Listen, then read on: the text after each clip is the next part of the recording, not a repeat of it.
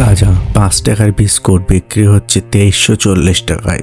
কালোবাজারে ত্রাণের লুট, গাঁজায় আকাশ ছোঁয়া চিনি ও আটা দাম।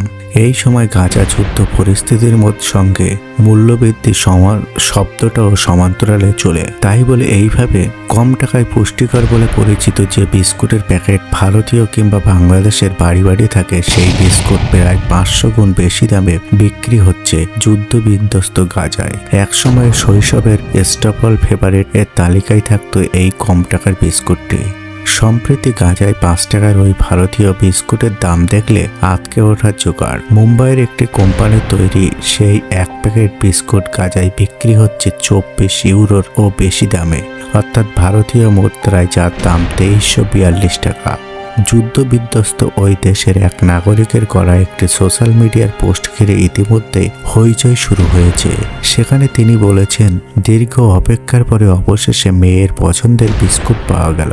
যদিও 1.5 ইউরো থেকে 1 লাফে এটার দাম পৌঁছেছে 24.1 ইউরোয়, কিন্তু তা সত্ত্বেও মেয়ের মুখে হাসি দেখবেন বলে তিনি এটিতে এড়িয়ে যেতে পারেননি। পেট ধরেছে 500 গুণ বেশি দামেই কিনতে হচ্ছে মেয়ের মুখের হাসি, পারেননি এড়িয়ে যেতে, কারণ তিনিও যুদ্ধের ভয়াবহতা থেকে জীবনের অনিশ্চয়তা নিয়ে সন্ত্রস্ত ভীত।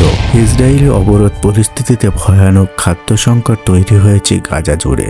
ত্রাণের গাড়িও গাজা ভূখণ্ডে ঢুকতে বাধা তৈরি করেছে। ইসরায়েলের ডিফেন্স ফোর্সেস এদিকে 5 টাকার ও কম দামে যেসব বিস্কুট আছে তা আন্তর্জাতিক বাজারে ভারতীয় কিংবা বাংলাদেশি মুদ্রায় 100 টাকারও বেশি দামে বিক্রি হয় না, কিন্তু গাজার যুদ্ধ আবহে সেটির দাম ফিলিস্তিনে পৌঁছেছে আকাশ ছোঁয়া। অন্যদিকে রাষ্ট্রপুঞ্জ জানিয়েছে 6-7 দিনের পর গাজায় বেড়েই চলেছে অপুষ্টিতে আক্রান্ত শিশুর সংখ্যা, সেই সঙ্গে মৃত্যুও। তাদের তথ্য বলছে চলতি বছর ফেব্রুয়ারি থেকে এখনো পর্যন্ত বিপর্যস্ত ভূখণ্ডে চরম অপুষ্টির শিকার শিশুর সংখ্যা প্রায় 3000-এরও বেশি।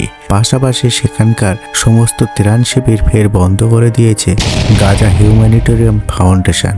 একটি সূত্রীয় বলছে, আগেও ভারত কিংবা এশিয়ার এই বিস্কুটগুলো উৎপাদক কোম্পানি পর্যাপ্ত বিস্কুট ত্রাণ হিসাবে পাঠালেও সেই ট্রাক আটকে দেয় হামাস বাহিনী।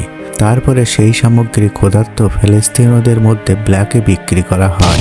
এমনই কিছু ভাইরাল পোস্টের প্রেক্ষিতে গাজার এক বাসিন্দা মোহাম্মদ জাওয়াদ সোশ্যাল মিডিয়ায় লিখেছেন, এখানে ত্রাণ পাঠিয়ে যারা ভাবছেন সেই সমস্ত সামগ্রী যুদ্ধ বিপর্যস্তদের মধ্যে ন্যায্যভাবে বন্টন করা হচ্ছে, তারা ভুল ভাবছেন। সেখানে নিয়োগ করা কয়েকটি এজেন্সি সেগুলি লুট করে বাজারে আকাশ ছোঁয়া দামে বিক্রি করছে। এমনকি সেখানে $500 প্রতি কেজি আটার দাম এবং $90 প্রতি কেজি চিনির দর বলেও বিক্রি হচ্ছে। তাহলে ভাবুন মানুষ কি করে খাবে? গাজার মানুষ অপুষ্টি ও দরিদ্রতার কারণে মারা গেছে প্রায় 50,000-এরও বেশি। রোজ প্রায় 1 থেকে 1,500 মানুষ না খেতে পেয়ে মৃত্যুর মুখে ঢলে পড়ে। সত্যি পৃথিবীকে ভাবার বিষয়, আমরা আর কত নিচে নামবো?